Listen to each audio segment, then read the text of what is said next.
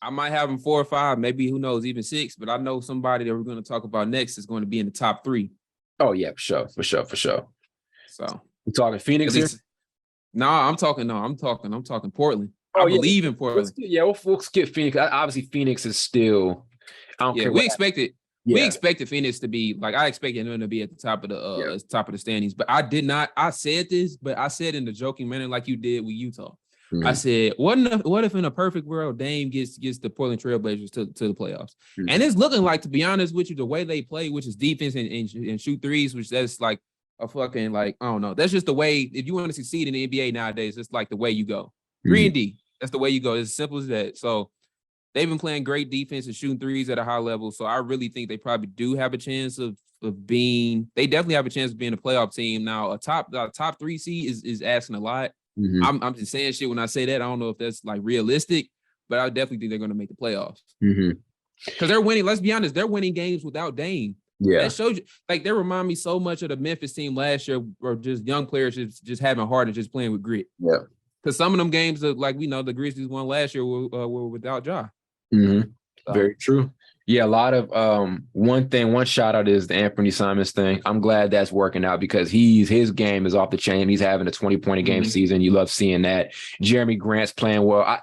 I wanted around, and it's still not too late for it to happen at all, but he's had great moments. I remember last night, I think he made a really big shot, late in the game, for Portland. And Josh Hart ended up making a game. But Grant ended up making a couple of good ones, big ones, and he ended up having the game winner against Phoenix. There are a lot of, you mentioned it, the defense thing, having Grant there was a major pickup because this team sucked on the defensive end, even when Dame was on the roster last year, even the year before. They just were never a great defensive team, especially during the Terry Stotts era. But like I said, it's Dame plus a bunch of role players. Even going into the season, I was very skeptical about this team because I was like, the big thing was this: Dame's going to stay here. He doesn't want to run from the grind. It's always going to come down to, well, are they building around their superstar player the best way they need to do it? Right. That was the big question before Giannis signed that Supermax. Is Milwaukee going to build around Giannis the right way? And ultimately they did by getting Holiday. The biggest question we had for Portland was, were they going to build around Dame the right way? And while this isn't the most ideal situation for him, and it looks good now, while this is the most ideal situation, I do like seeing that he's around a bunch of young guys who are hungry. Simons is hungry, right? Josh Hart's a super competitive guy. Nasir Little's a super competitive guy when you watch him play. He is. Yeah, Keon Johnson, like this, and they have great chemistry. And so it's kind of ushering in this new era of Dame, where I guess he's embracing being like the OG on the team. You know what I'm saying? And I like seeing that. And that kind of shows you how unselfish of a player he is. And it tells you a lot about his mindset. He really is a guy who's like, bro, fuck it. I'm gonna go out there and compete with who I've got. And I love that. It's seeing what Giannis did made him even want to stay with Portland. Seeing Giannis doing what he's doing in the team, finally knowing how to build around somebody and get the championship out of that situation, I believe that made Dame want to stay even more. Yeah, I really do. Yeah, and I think, man, even if he walks away his career with no ring, I think stuff like this is what's going to hold him in even, because we all know Dame is cold, but stuff like this is going to make us hold him in high esteem. The point that he's accepting this situation and he's not crying, because go look at Harden a couple of years ago when he had a different roster that he didn't think was a championship contender roster.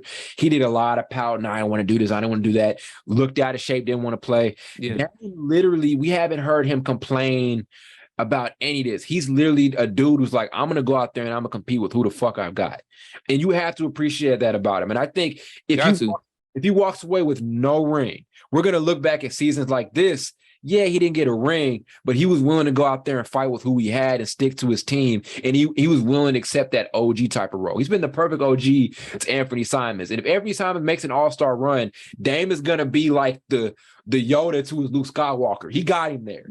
You know what I'm saying? Brother. Love it. The big brother. I ain't gonna say how I'm saying it in other places, but the big brother and shit like that. Yeah, because if you really think about it, I honestly think that because Dame is so cold, if he gets one ring, that one ring is gonna catapult. It's just gonna raise him. It's gonna raise him so much higher how people think of it, because his one ring is gonna be valued to some dudes that have 3.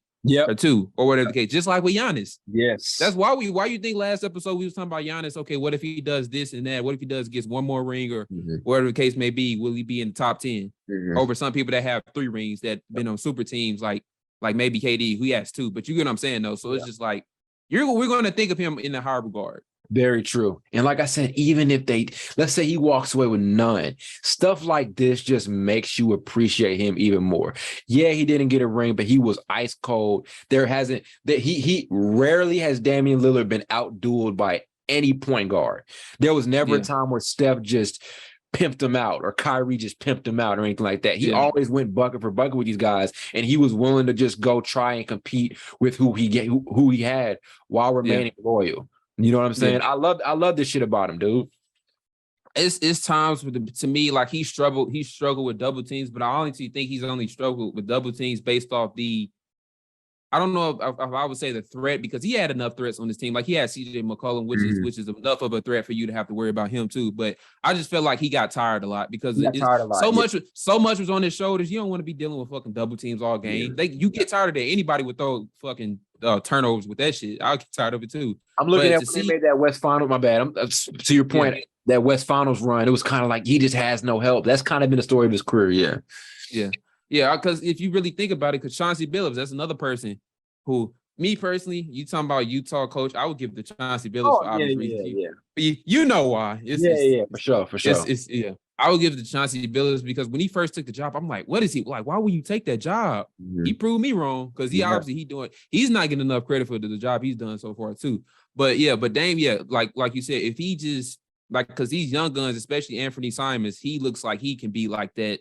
Clearly, he can be that Robin, and sometimes on some nights he could be the Batman, like we saw when he hit 6 threes in a row in the third. Wasn't the third quarter? That shit was nasty too. That shit wasn't even hitting the shit. Shit wasn't even hitting the rim. It wasn't even hitting the rim. But hopefully they can get to a place within the next 2 to 3 years where I can be like, damn, I can respect them as a finals team. I hope they can get to that point. You know what a big plot twist would be? I'm not gonna lie, bro. If they keep what they've got and they keep being competitive with this, some free agent is going to go want to play with Dame. It's not crazy that even though this is a really young roster around him, there could be one free agent. I'm not sure who it is over the next couple of years. There could be one guy who would say, you know what? I want to go see what's up in Portland with Dame and these young guns out here to go compete. I wish, but it's Portland, Oregon. But what do you? I wish though. Would that not be attractive as like a superstar, like going to go? Because Dame is a dude I want to play with. So would it not be an attractive spot to see like, okay, we got this superstar, these great options around, and I can still go get mine, and we're going to go compete with the great coach. I think Portland is an attractive enough place. I compare it to Cleveland. Why you think LeBron was in Cleveland just with a bunch of not nobodies, but a bunch of just average players for a certain amount of time? They like nobody wants to go play in Cleveland. I'm probably sure Portland, Oregon. I don't know. I've never been to Portland, but I'm sure Portland, Oregon is way better as far as just venues and just how it looks than Cleveland. I'm not shitting on Cleveland, so don't come at me. But I'm just saying Portland, Oregon is probably a better place. So I was probably gonna say you probably have a little better of a point. Yeah. But I hope like what free agent could it be though? Because I know. It's a couple of people that's free, like Joel Embiid's a free agent coming up. Yeah, I was hella thinking about Joel Embiid but it could be a lot. I'm not sure who that dude is, but generally speaking, I think this Portland thing. Let's say they stay near the top of the West like you predicted, and let's say they end up making a sock, because I think their ceiling is they're going to be really competitive in the first round against anybody, end up losing. But I think that'll be enough to just I don't know who those guys are going to be, but that'll be enough to attract like a high end free agent. You know what I'm saying? Yeah. Who just wants to get into a different situation, and you're still going to go play with an all-star. Because a lot of times when these free agents move, the only places they don't want to go are on these rebuilding type teams. They always stars want to play with other superstars, and Dame's a dude who somebody want to go pair with, especially if they see young guns on the team with them. So I was about to. I was my bad. I was about to name some free agents. I was about to say Gary Trent Jr. I forgot he played there. I was tripping. Though.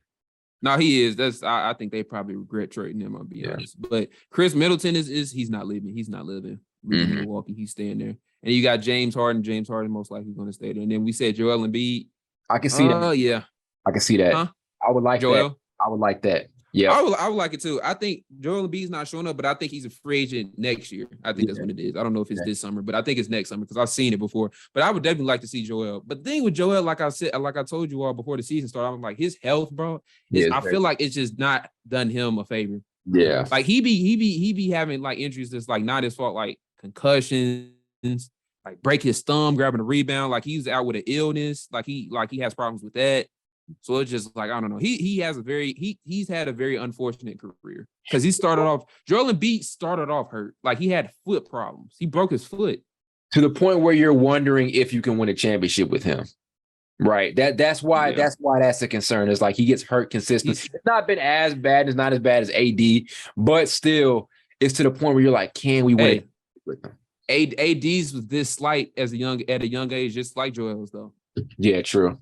It was this slight, and then, like I said, you don't be a young player and get hurt and then become an old player and it gets better. That's not realistic. True. This is just facts. It's proven.